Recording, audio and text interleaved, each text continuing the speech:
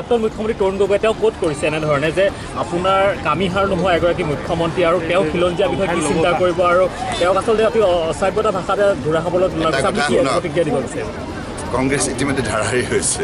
নহ'লেনো বদৰুদ্দিনৰ ওচৰত শৰণাপন্ন হয়নে গগৈ ডাঙৰীয়াক আপোনালোকে সেইটোৱে সোধক কুইজ বদৰুদ্দিন বুলি কৈছিলে নাই ক'ত গ'ল তেখেতৰ কামিহাৰ আচলতে কাৰ ভাঙিছে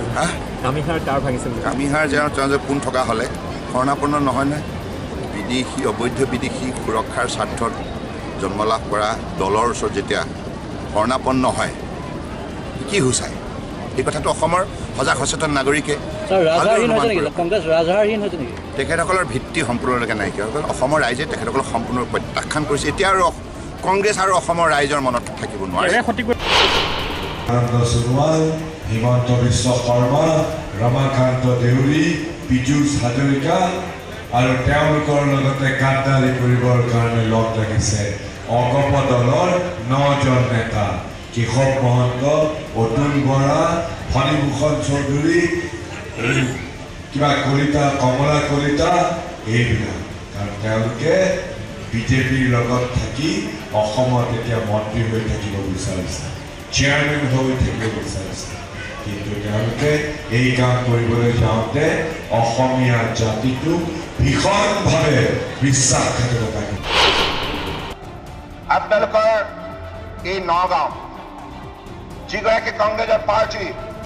তেখেত শক্তিমন্ত্ৰী আছিল মনত পেলাওক ৰাইজ তেখেত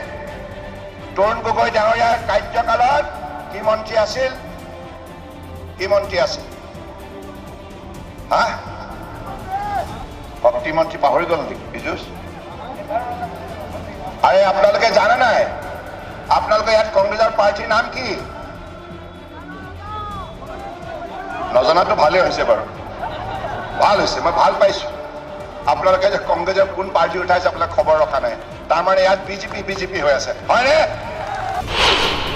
যিসকলৰ ৰাজ হয় নাই অসমৰ মুখ্যমন্ত্ৰী সৰ্বানন্দ সোণোৱাল হিমন্ত বিশ্ব শৰ্মা এই ৰমাকান্ত দেউৰী পীযুষ হাজৰিকা যিসকলে ক্ষমতাৰ কাৰণে যিকোনো কাম কৰিব পাৰে যিসকলে অসমীয়াত্ব বিসৰ্জন দিও তেওঁলোকে বিজেপিৰ প্ৰভুসকলৰ পদলেহন কৰাত তেওঁলোকৰ অকণো সন্তুষ্ট নহয় এইসকল বিপদজনক ব্যক্তি আজি সৰ্বানন্দ সোণোৱালৰ গোপীনাথ বৰদলৈৰ দৰে গৰজি উঠাৰ যিটো সাহস যিটো অহংভাৱ যিটো আত্মসন্মান সৰ্বানন্দ সোণোৱালৰ নাই তেওঁৰ কামিহাৰ নাই তেওঁৰ ৰাজহাৰ নাই তেওঁ কেৱল পদলেহন কৰি অসমীয়াক বিসৰ্জন দিয়াত কোনো ধৰণৰ তেওঁৰ বিবেক দংশন হোৱা নাই অধিবক্তা গোটেইখিনিয়ে বিচাৰিছে যে এইবাৰ সাংসদত এগৰাকী মাত মাতিব পৰা গুৱাহাটীৰ প্ৰাৰ্থী এগৰাকী হ'ব লাগে শিক্ষিত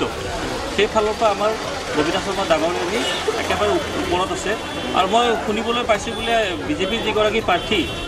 নেশ্যনেল সংবাদ মাধ্যমৰ পলাই ফুৰিছে ইংলিছ কোৱাৰ ভয়তে মই শুনিবলৈ পাইছোঁ দেই এইটো সত্য কথা আৰু ইয়াত কাউন্সিল আছে কাউন্সিলৰ সমৰ্থনত আছে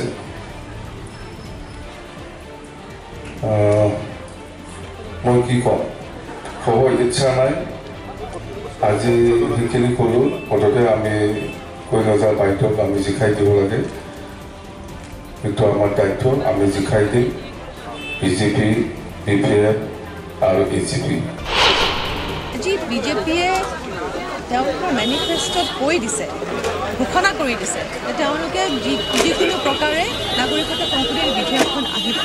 তাৰ পিছতো যদি অসমৰ ৰাইজে ভাবি থাকে তেওঁলোকে বিজেপিকে ভোট দিব তাতকৈ আৰু দুৰ্ভাগ্যজনক কথা মই নাজানো